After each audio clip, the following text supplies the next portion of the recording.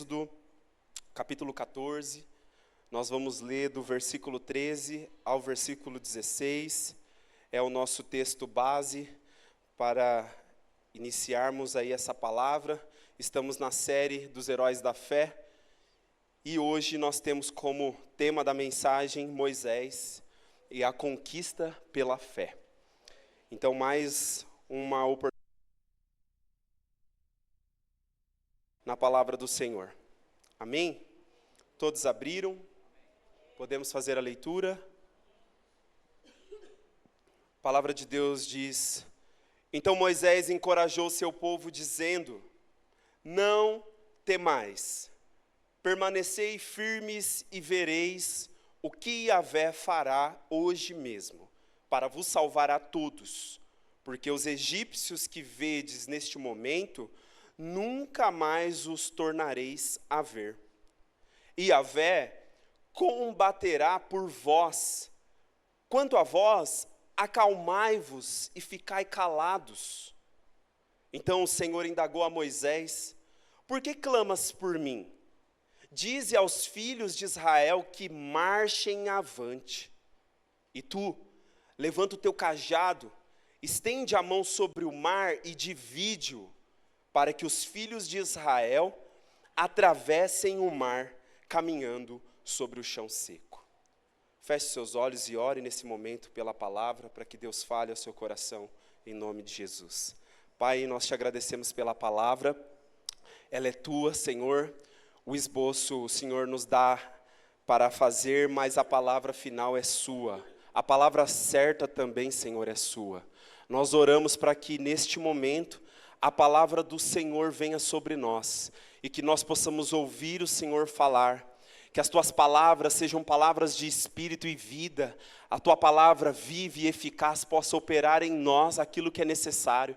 Pai, nós oramos para que o Senhor abra os nossos olhos, ilumine o nosso entendimento, para que o Senhor nos dê espírito de sabedoria e revelação, para que o Senhor nos revele quem o Senhor é e qual é a sua vontade sobre as nossas vidas. Pai, oramos por orientação do Senhor, discernimento de espírito, oramos para que o Senhor, Pai, repreenda tudo aquilo que se levanta neste momento contra o conhecimento de Deus, tudo aquilo que se levanta contra a tua palavra caia por terra nessa noite, toda distração, todo impedimento, toda preocupação, nessa hora como igreja nós repreendemos. Nós declaramos todas as mentes, todos os corações aqui presentes, cativos, presos a Jesus Cristo, e que a palavra do Senhor prospere sobre nós nessa noite, em nome de Jesus. Amém. Pode se assentar. Antes da gente falar a respeito daqui do texto e de falar a respeito interpretar esses versículos, entender aquilo que o Senhor está falando para nós como uma aplicação prática, é interessante a gente pensar que essas palavras que nós acabamos de ler aqui se tratam de Moisés, juntamente da liderança do povo de Deus, naquele momento onde Israel saiu do Egito e agora Israel está indo rumo à terra prometida, rumo àquilo que Deus prometeu. Porém, se você ler o capítulo anterior, o capítulo 13 de Êxodo, é muito interessante, tem uma informação muito importante, que vai dizer que quando eles saíram do Egito, Deus não levou os israelitas, o seu povo, pelo caminho dos filisteus. Havia um caminho, uma rota que era mais curta, e a Bíblia vai deixar bem claro, era uma rota mais curta.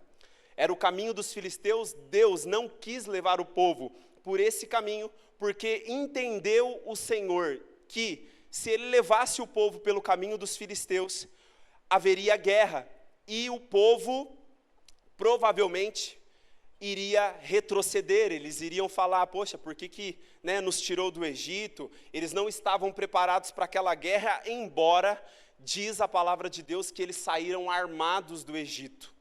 Diz que a Escritura que eles despojaram os egípcios e eles saíram armados. Porém, um povo que estava já há muito tempo na escravidão, um povo que não tinha ainda a habilidade, a capacidade, como diz a palavra, da arte da guerra. Eles não sabiam guerrear, eles não sabiam o que era batalha, porque muitos anos eles estavam vivendo como escravos. Mas agora, Deus vai usar a vida de Moisés para libertá-los do Egito e conduzi-los agora como um povo da aliança, como um povo de Deus que está indo rumo à terra prometida. E o Senhor, é interessante no capítulo 13, que o Senhor faz eles retroceder a caminhada, faz eles voltar um pouco para trás, e o Senhor tem uma estratégia com isso.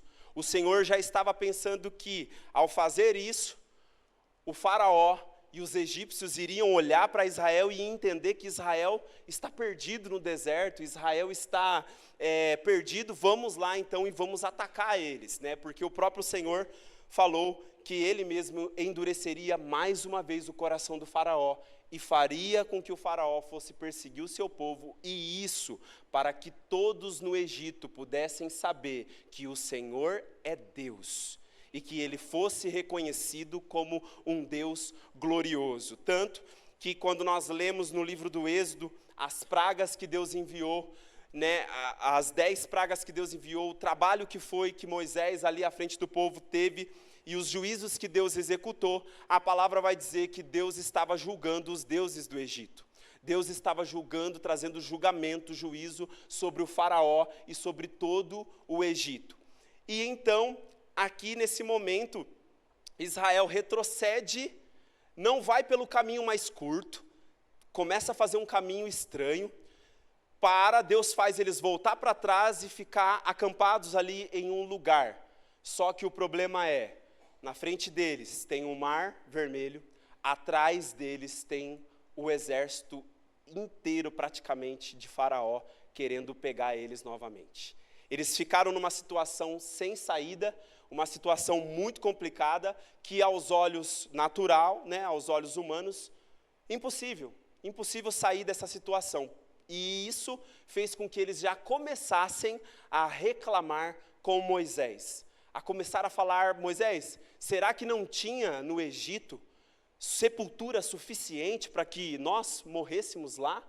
Nós não falamos para você, desde quando você chegou e se apresentou a nós não falamos para você que era melhor deixar a gente ficar em paz, sendo escravo no Egito? A gente não falou para você, agora você coloca a gente numa situação dessa. E aí nós lemos os versículos que fala aqui, que Moisés, ele vai dar uma palavra de encorajamento para o povo, ele vai clamar ao Senhor, e depois nós vamos ver aqui o Senhor realiza um grande livramento, uma grande salvação, exatamente como as palavras de Moisés falou, Deus fez. E é interessante porque Moisés, ele é alguém que nasce no Egito, diz a palavra, em uma época que havia sido dada uma sentença de morte para todos os filhos, homens que nascessem deveriam morrer.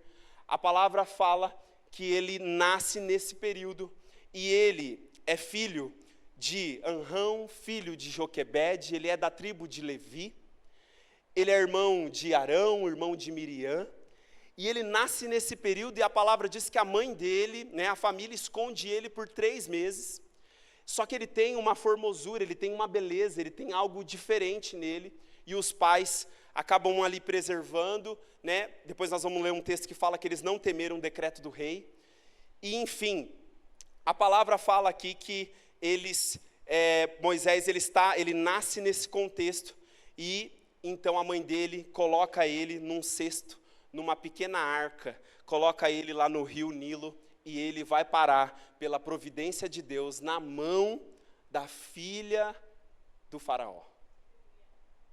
Uma providência de Deus, algo sobrenatural, poderoso.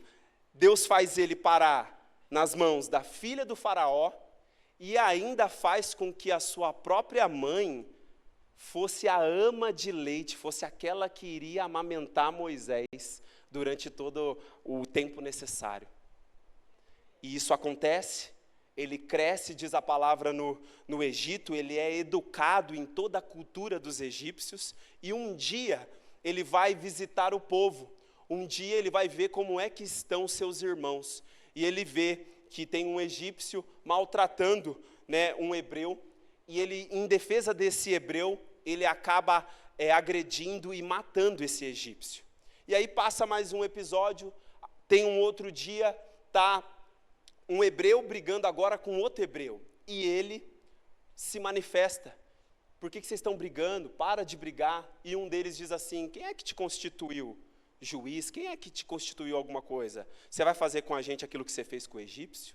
E a partir desse momento, Moisés vai embora do Egito, temendo pela sua vida, foge, vai parar em Midian, onde ele vai conhecer a sua esposa, onde ele vai ter filhos, onde ele vai ser um pastor de ovelhas do seu sogro, chamado Jetro.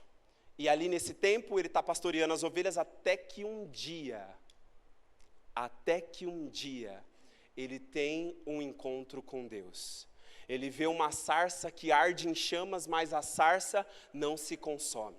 E aí ele fica curioso e ele quer se aproximar da sarça, e ele começa a ir se aproximando um pouco mais perto da sarça. Aquilo é incrível, aquilo é maravilhoso, ele vai se aproximando e de repente, do meio da chama, ele ouve uma voz dizendo para ele: tira a sandália dos seus pés, Moisés, Moisés, porque esse lugar é santo.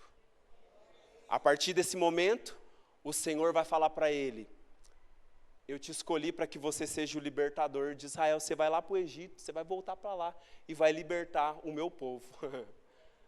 Aí ele fala assim, aí ele começa, na verdade, uma série. Lê lá, em Êxodo.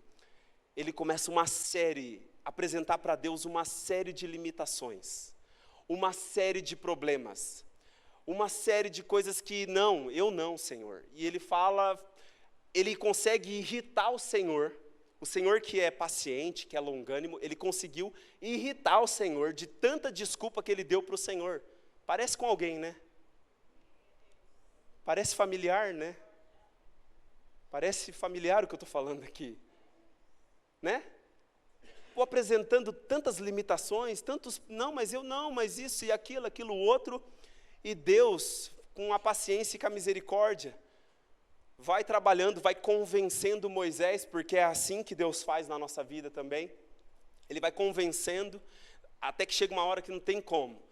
E mandou o irmão dele para ajudar ele nessa missão, e Moisés volta para o Egito. Depois de muito questionamento, Moisés volta para o Egito, e ele vai libertar o povo de Israel, e chega exatamente nesse ponto que nós acabamos de ler aqui. Depois de muitos desdobramentos, 10 pragas, muitas coisas acontecendo, coisas assim sobrenaturais, terríveis e maravilhosas ao mesmo tempo, até que chegasse esse momento deles saírem do Egito. Amém? Repita comigo: permanecendo firmes diante do medo.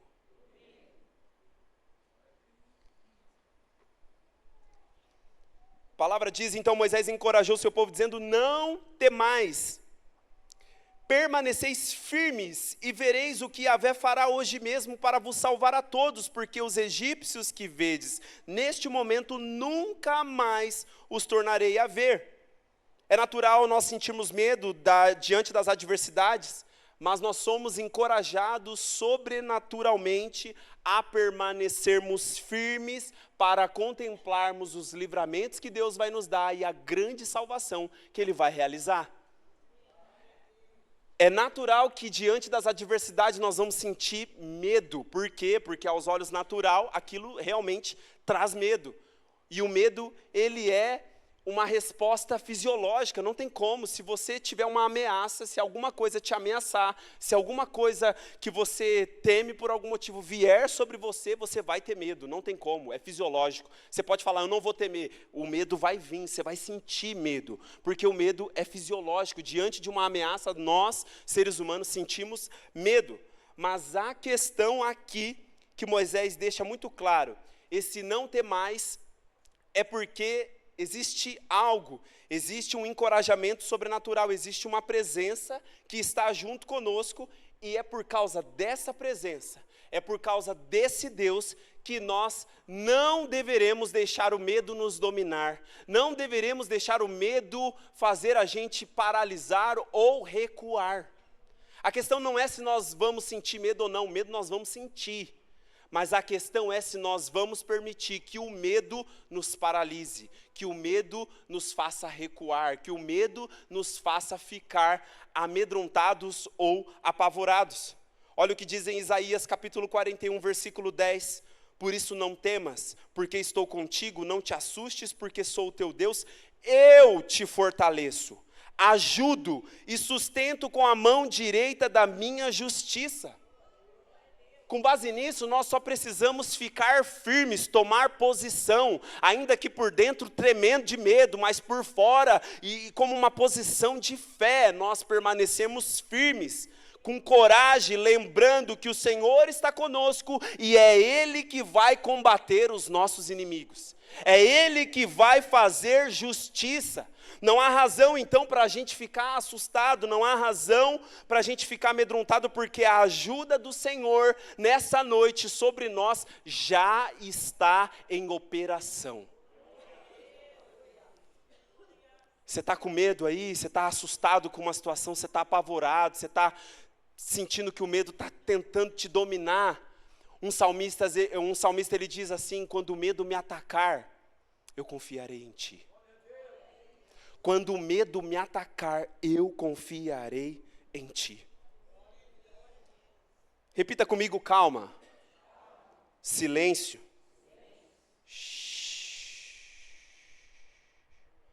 Deus está lutando por nós.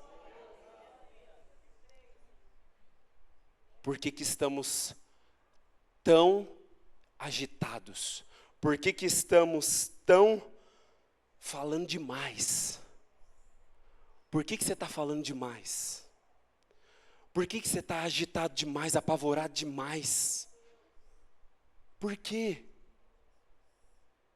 O Senhor está lutando por nós, e essa deve ser a razão da nossa paz, da nossa tranquilidade. Do lado de fora o pau está quebrando. Do lado de fora é ataque por todos os lados. Do lado de fora é a tentação, provação, é dor, é tristeza, é tudo do lado de fora. Mas do lado de dentro, com base nessa palavra, calma, acalmai-vos.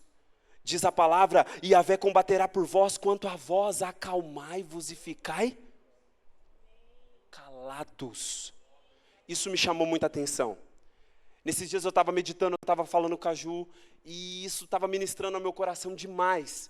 Porque, eu não sei você, mas eu tenho uma fraqueza, muitas das vezes eu quero ficar falando demais, eu quero justificar demais, eu quero, sabe? Sem necessidade. E aí Deus começou a me mostrar na Escritura. Muito interessante, teve um dia que a palavra fala, em 1 Samuel, que Saul, logo que ele foi ungido rei, ungiu Saul. Olha que interessante, na hora que caiu a sorte, quem é o escolhido, quem que foi o que é o escolhido? Saul estava escondido atrás das bagagens, das malas, fugindo do chamado de Deus, daquilo que Deus estava falando. Aí foram lá atrás, você, pegou Saul, trouxe Saul, esse é o rei de Israel. Alguns glorificaram, se animaram. Aí teve alguns, diz a palavra, que começaram a falar assim, é esse Saul que vai reinar sobre nós? Começaram a zombar dele. Sabe o que a palavra fala, a atitude que Saul teve? Saul se fez de surdo. Se fez de surdo, fingiu que não ouviu e continuou. Aí a palavra fala que o tio de Saul chega para Saul e fala assim, o que Samuel, o profeta de Deus, falou para você? Qual que é a palavra? E, se você lembrar da história, ele estava indo atrás das mulas do pai dele, que tinha sumido, e ele mal sabia ele que iria encontrar com o profeta de Deus e ainda ia receber uma palavra e ser ungido como rei de Israel. Estava procurando a mula do pai, encontrou o propósito de Deus, encontrou a palavra de Deus. Eu não sei também o que você talvez possa estar procurando nessa noite aqui. Talvez você entrou, talvez você está procurando um tipo de mula, alguma coisa assim. Mas que você encontre nessa noite a palavra de Deus, o propósito de Deus que venha de encontro com a sua vida. Para você entender que o que Deus faz, o que Deus é além daquilo que nós estamos vendo. E é muito interessante porque Saul, diz a palavra, ele não conta para o tio dele a palavra que ele recebeu sobre a realeza. Ele não conta, a Bíblia deixa isso registrado. Por que será que ele não contou para o tio dele? É bem provável que o tio dele ia atrapalhar, ia fazer alguma coisa que não convinha. Ele ficou calado, ele não contou. Aí eu fiquei meditando, meu Deus, tem coisa que Deus fala para a gente. Tem coisa que Deus fala para a gente, é para a gente falar. É para a gente testemunhar, é para a gente falar. Mas tem coisa que Deus fala para a gente que é para a gente, até então. Ou é para a gente, para alguns. Não é para todo mundo. Porque se você falar, provavelmente vai te prejudicar. Um outro exemplo bíblico em 1 Samuel, Jonatas, filho de Saul. Ele está sentindo no coração dele uma forte inclinação. Eu vou ir e eu, junto com o meu escudeiro, eu vou atacar a guarnição militar dos filisteus e eu vou arrebentar. Israel estava debaixo do domínio filisteu em algumas regiões e ele fala assim, eu vou ir, eu vou avançar. Aquilo estava queimando no coração de Jonatas.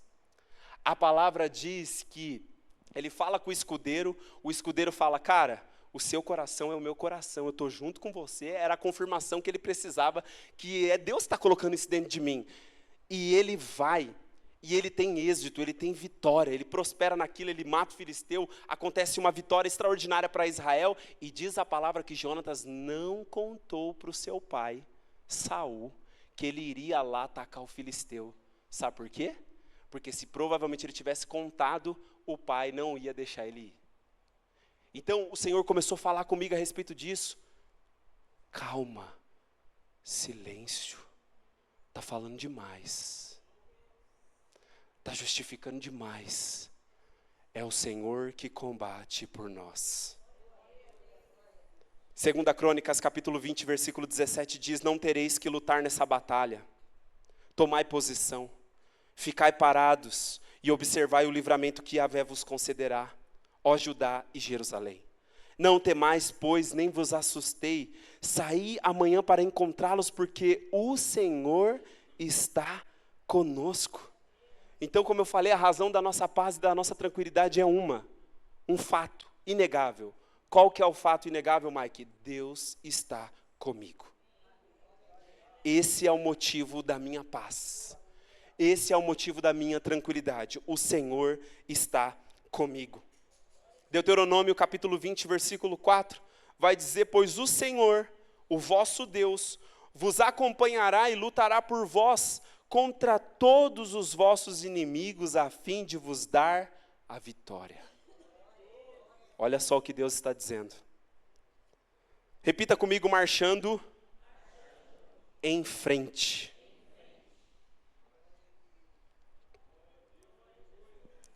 Não é marcha ré. Não é marcha para o lado, é marcha para frente. Olha o que diz a palavra de Deus. Então o Senhor indagou a Moisés, por que clamas por mim?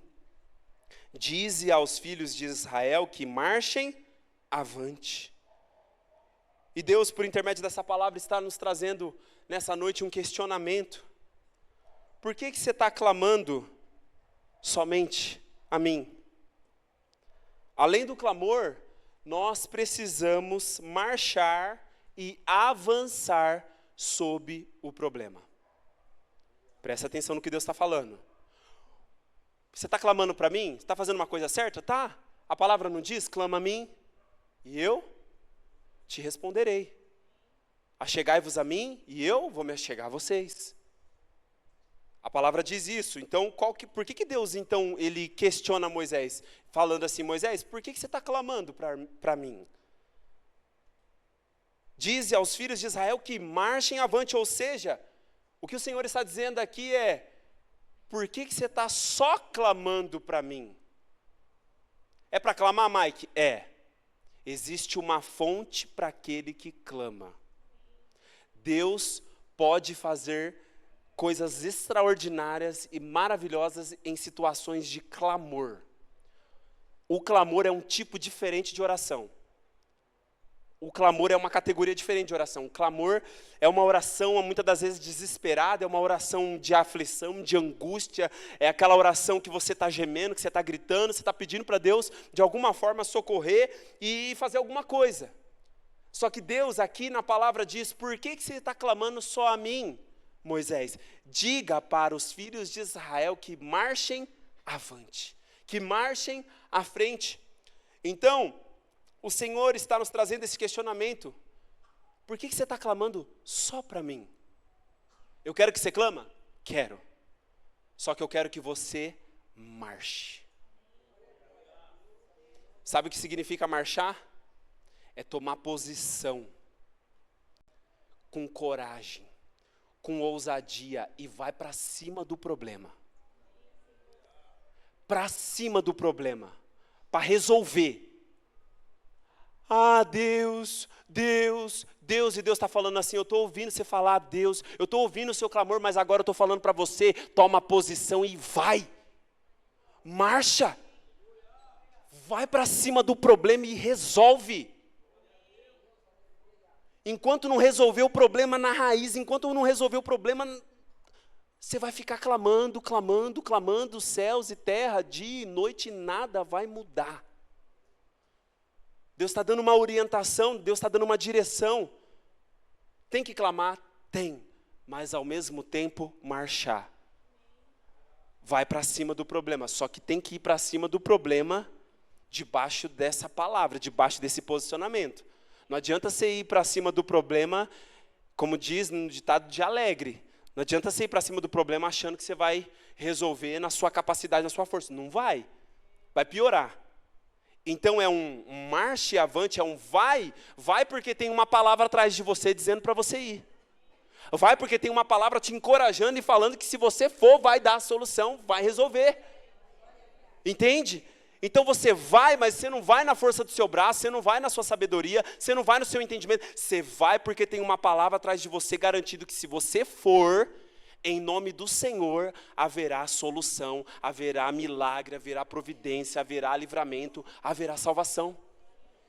Amém? Olha o que diz em Josué 7,10. Então Yahvé falou a Josué, levanta-te. Por que permaneces assim prostrado sobre o teu próprio rosto? Ou seja, não temos motivo para ficar prostrado. Nós não temos motivo para ficar desanimado. Deus está falando conosco. Nós precisamos nos levantar nessa noite e marchar. Eu sei que do lado de fora você tem motivos para ficar triste. Eu sei que do lado de fora você tem motivo para ficar depressivo.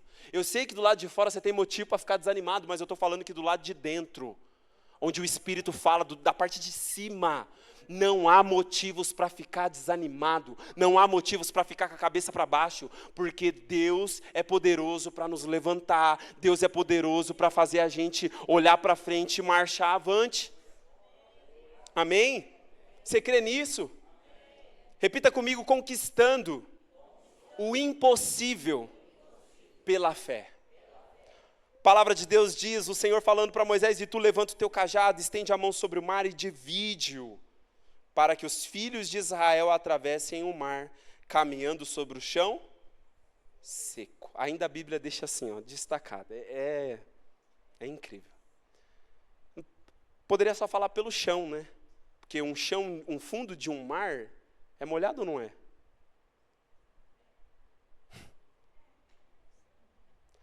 A Bíblia fala assim, e vai atravessar no chão seco. Meu Deus, gente. Meu Deus. Isso confunde todo mundo, até nós. Que Deus, como assim? É esse Deus que a gente serve. O cajado na mão de Moisés era o instrumento visível da autoridade de Deus concedida a ele. E o ato de Moisés estender para o mar, para dividir, como o Senhor falou, demonstrava a todos que estavam abrindo aquele mar de forma que abrindo aquele mar de forma sobrenatural era o próprio Deus e não meramente Moisés. Deus não poderia só abrir o mar? Sim. Deus não poderia falar para Moisés, fala com o mar? Também. Mas Deus fala, pega o cajado que está na sua mão cajado era um símbolo visível de uma autoridade invisível, dada por Deus a Moisés. Ele estende e ele aponta. O que isso está dizendo? Não é eu que estou fazendo, é Deus que está abrindo. Entende? Não é sobre Moisés. É debaixo da palavra de Deus, mas é Deus que está agindo. Olha o que diz em Êxodo 4:2, porquanto perguntou-lhe o Senhor, que é isso que tem nas mãos? Que é isso que tem na mão? Respondeu-lhe Moisés, um cajado. Deus nos lembra hoje que já nos deu a sua autoridade. Nós temos que usar o que Deus colocou nas nossas... O que é que Deus colocou na sua mão? Além da autoridade, Deus colocou coisas nas nossas mãos. Você vai agir com base naquilo que Deus colocou na sua mão. O que está na sua mão, responsabilidade sua. O que não está na sua mão é responsabilidade de quem? De Deus. Por que você está preocupado com coisa que não está na sua mão? Você tem que se preocupar com o que está na sua mão. E o que está na sua mão você tem que usar. Agora, Mike, não está na minha mão, o que eu faço? Confia em Deus. Você não tem outra opção. As coisas possíveis são nossas. As impossíveis são de quem? São do nosso Deus. Como ele diz na palavra, né? Esforça que eu vou te ajudar, enfim. É isso que o Senhor está falando. É interessante porque, convido o Ministério de Louvor, é muito interessante esse quarto ponto da palavra aqui, conquistando o impossível pela fé. E nesses últimos tempos, o Senhor tem trabalhado muito esse assunto no meu coração, a respeito de conquistar as coisas pela fé. E é interessante porque, às vezes a gente pensa assim, Deus não falou que deu? Deus falou que deu já, que Ele me deu. Então, se Deus me deu, vou receber, correto? O que vocês acham? Deus deu? Deus deu. Vou receber? Vou receber. Só que, tem porém, se você olhar o Antigo Testamento, que é uma sombra do Novo, você vai perceber um padrão em todas as promessas que Deus fez, que deveriam ser conquistadas pela fé e pelo posicionamento, pela atitude, porque a palavra vai dizer que a fé sem obras ela é morta. Então, você tem que crer com o seu coração. Você confessa com a sua boca, mas você tem que agir de acordo com aquilo que você crê e de acordo com aquilo que você está falando. Você tem que fazer, você tem que agir, porque a fé sem obras é morta. E aí você começa a perceber um padrão na palavra de Deus. O que acontece? Toda vez que Deus dá uma promessa, exige que o povo de Deus tome posse dessa promessa. Mike, mas Deus não deu? Deu. Mas você vai participar da conquista. Como eu sempre falo aqui, Deus poderia fazer todas as coisas sozinho. Ele escolheu fazer assim? Ele não escolheu trabalhar assim. Ele escolheu trabalhar junto conosco. Uma participação. Então Deus deu? Deus deu. Só que eu e você precisamos tomar posse. Sabe o que significa tomar posse? Você ir de encontro com o que Deus está falando e você agarrar com as suas mãos, com toda a sua força, com toda a sua alma, o seu entendimento, você agarra, você se apropria, você toma posse e diz, isso é meu. A palavra de Deus vai ter vários exemplos, eu não tenho mais tempo aqui para falar sobre os exemplos que eu poderia citar aqui. Um que eu gosto muito é de Caleb. Não vou ter tempo para falar a respeito dele, mas é um dos que eu mais gosto a respeito desse assunto, é Caleb. Ele recebe uma promessa lá atrás. Se passa 40 anos. 40 anos e não tinha se cumprido ainda. Ele chega um dia diante de Josué e de todos os líderes de Israel. E ele vai dizer assim, olha, você lembra que Moisés, o servo do Senhor, falou que essa herança aqui, essas terras de Hebrom era minha, porque eu fui fiel ao Senhor.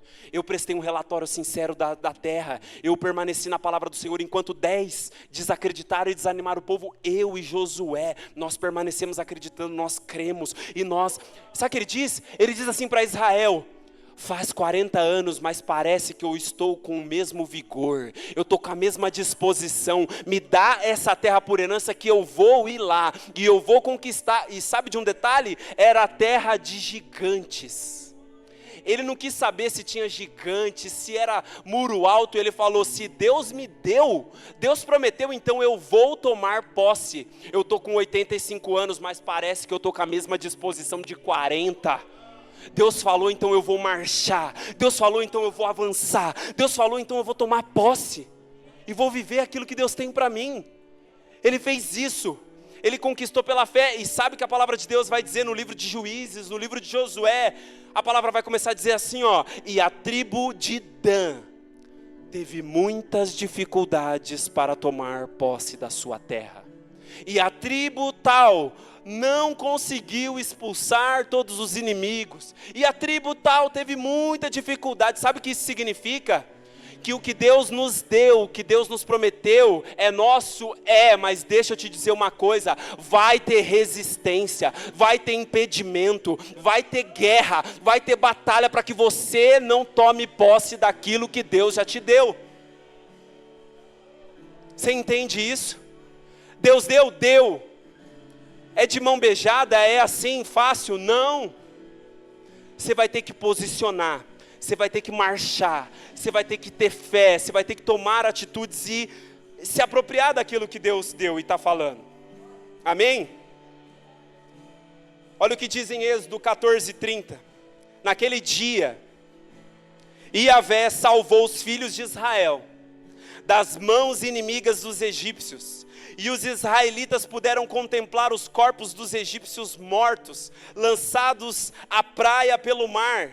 Israel viu o maravilhoso poder do Senhor e depositou nele sua confiança, como também em Moisés, seu servo.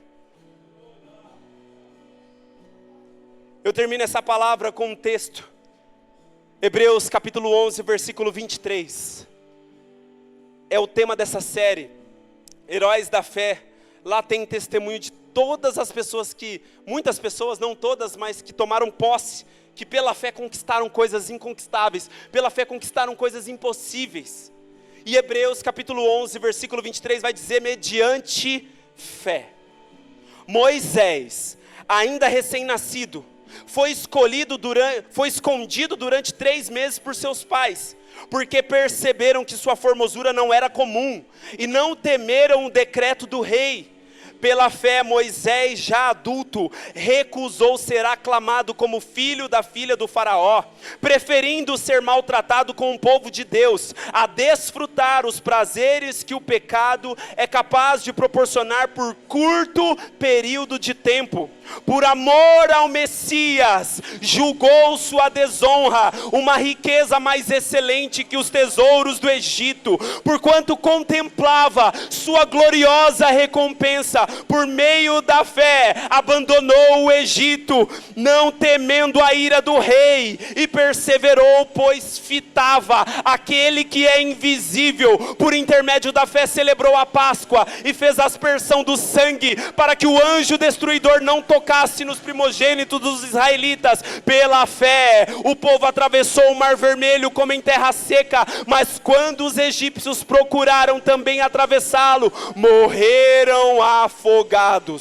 Se coloque de pé na presença de Deus. Eu quero te dizer nessa noite que mediante a sua fé em Deus, você verá o maravilhoso poder do Senhor agindo em sua vida, e depositará sua confiança nele como fez Moisés. Será que você pode abrir a sua boca? Será que você pode glorificar esse Deus? Será que você pode exaltar esse Deus? Será que você pode dar a ele palavras de adoração?